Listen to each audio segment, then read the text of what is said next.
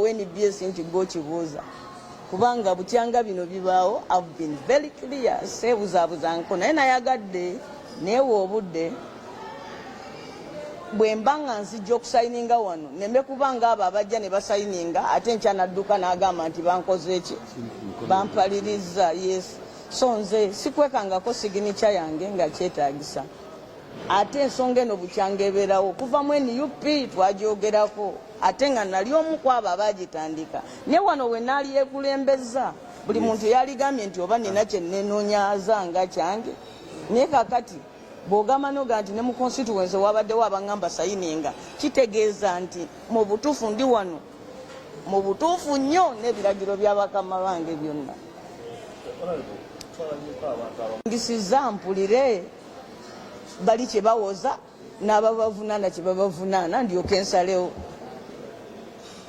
Nze kakati bwe baba nga bawawabira muganda wo owuliriza bagamba ne gw'oyagala omukola ki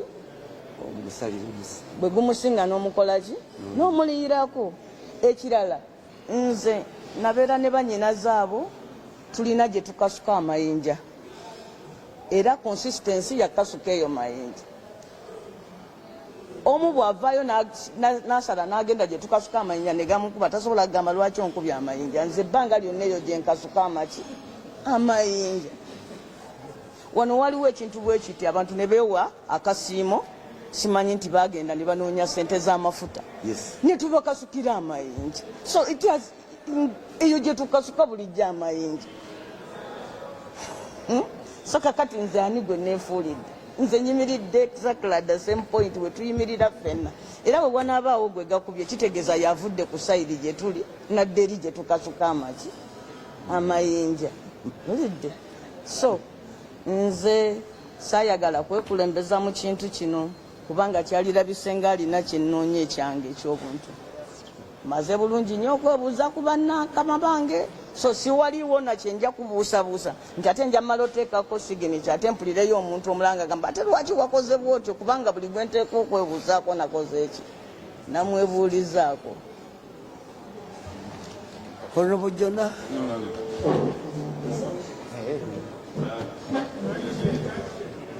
Njagala okwebaza atiimu ekulembeddemu ensonga eno ey'okulaba nga bajja obwesige mu abo abeegabira ssente mu commission oluvannyuma nga baakamala okunzijayo. Era njagala okwebaza Honorable Sekikubo Theodore olw'okuba nti kino akitadde mu lwatu. Mujjukira bulungi nnyo nga bangoba wano mu bwa commission era nate nti bo baabikweka temwalabako ku mmeeza ng'eno temwalabako lisiti yonna yonna wa Sergeant at Arms baabikola nga we baagala ne babiyisa mu kamooli ne kiggwa ne kikomaawo ne bakikukusa era kooti oluvannyuma neraga ekituufu. Naye eno process etandise nga mulimu obwerufu obw'amaanyi era tewali kyakwekwasa wadde n'akatono. Era mmanyi kigenda tambula bulungi nnyo naye ng'ensonga enkulu yakulaba nga tusobola okwetereeza nga Parliament kuba ebikyamu bingi ebize bikolebwa wano ne bwe tuba nga tutandise bwe tuti awo eba nkola nnungi nnyo kigenda kutuyambako okumanya nti ebikyamu ebikolebwa tojja bikola olowooze nti ogenda kutambula butambuzi nakyo tukiwedde. Ti bw'okola ekikyamu era ekikyamu ekyo oba olina okukisasulira. Obudde bwe buno okulaba nga ebikyamu ebyakolebwa bisasulibwa. Bangi bali balowooza nti azaake mu komishoni bamugjayo lwafujjo naye ndowooza mutansula bya buli kimuntu nga kizze mu lwatu nti abali bakola effujjo be bano nti abali bakola ebituufu be bagibwayo.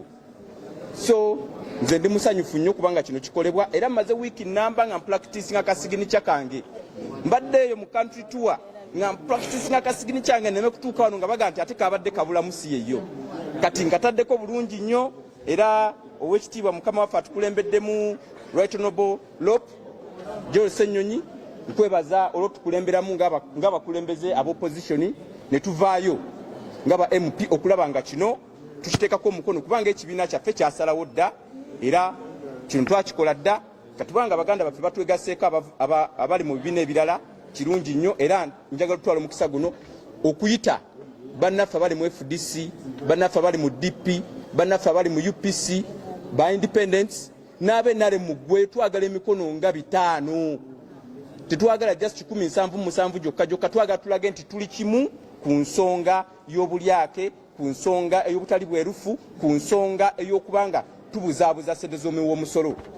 Twagala tubeere nga tuli kimu, tuleme kuba nga tweyawulamu ku nsonga eno, kuba wano tewaliwo bibiina bya bufuzi, wabula ensonga enkulu yakulaba nga bannayuganda batulaba nti tufaayo.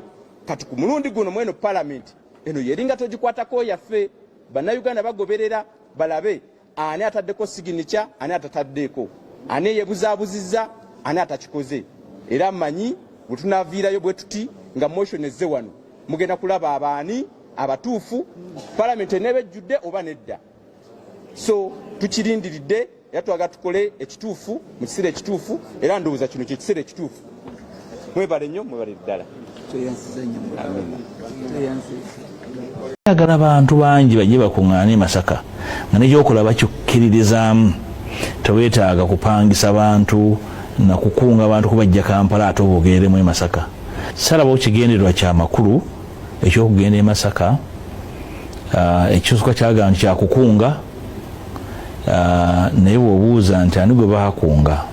Kati bw'obanga wafuna obululu 7 eddokolo ng'epadel toyinayo na ssentebe wa kyalo, ng'ebunyolo toyinayo na kalinda luzzi,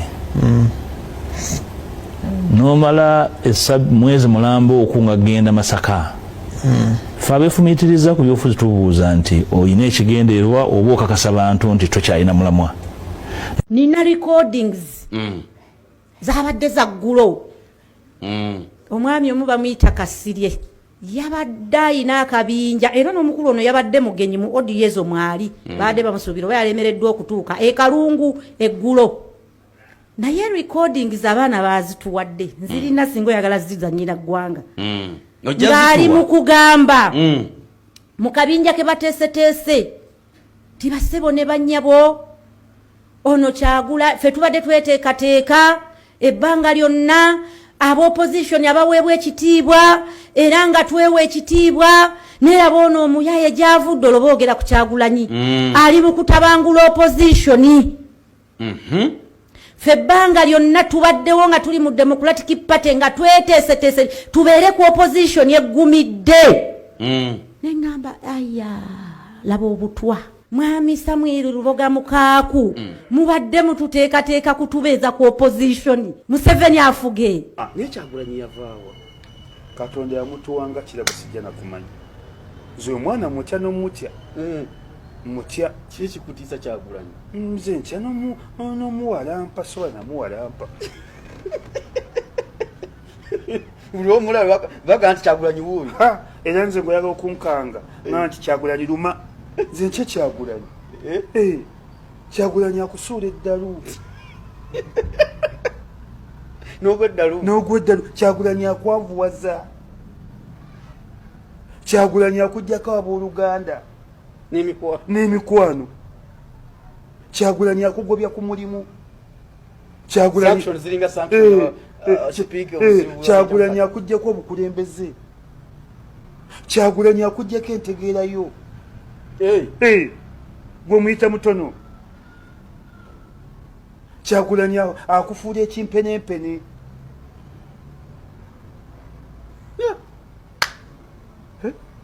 Nze atatya Kyagulanyi gwe neewuunya.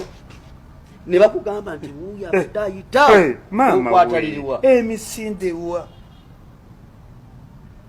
Kirooto kyanti kintu kya bulabe nnyo eri omwami yenna ng'olina obubonero buno wammanga naye ate n'osalawo kubusiriikirira. Omwami ng'ofuyisa kumukumu naddala mu biseera ebyekiro oba kye tuyita frequent urination during the night, omwami ng'olumizibwa mu ndira oba kye tuyita low abdominal pain, omwami nga tokyasobola kusibwa musulo oba kye tuyita inability to hold back urine, sako n'omwami nga oba buukirwa ng'ofuka oba kye twandiyise burning sensation during urination. Obubonero bwonna bwonna bulaga nti prostate gland yo yagaziwa era ku advanced stage muvamu ekirwadde kye tuyita prostate cancer. Kale n'olwekyo wandibadde weefunira prostate lax capsules ku namba y'essimu eno 0708 786 53 oba 0760 77 16 01.